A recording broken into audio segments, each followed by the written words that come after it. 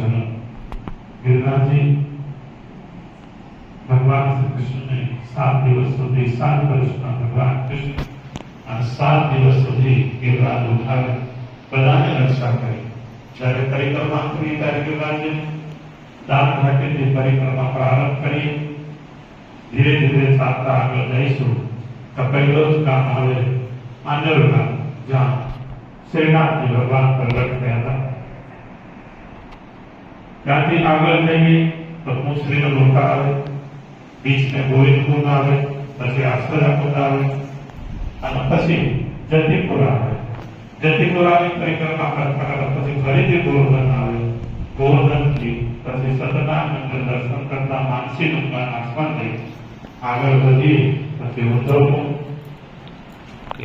તુલસીરામણી રાધાકુંડ અને શ્યામકુંડ દર્શન પાછા એ બાબતે આપણે ફરી गिरिराज દર્શન કરવા गिरिराजનો પ્રવેશ કરી પછી માનસી ગંગા ફરી દર્શન કરી। તે બાબતે માનસી ગંગા દર્શન કરવાનો નિયમ હોય, પછી દાનકાઠીમાં દર્શન કરી। એવી રીતે આપણે માનસિક પરિક્રમા गिरिराजને આપણે કરી તો વૈષ્ણવને ખૂબ ખૂબ અમારે પણ આપણે गिरिराज ભગવાનની આગળ દુર્ગિરી ગૌ માતા કી જય, आज के आनंद की जय जय सीताराम। ब्रजवासी वल्लभ सदा मोरे जीवन का ताके न विसारियो तारे दर्द बाबा किया। ब्रजवासी कायम अपना दिल में रहे।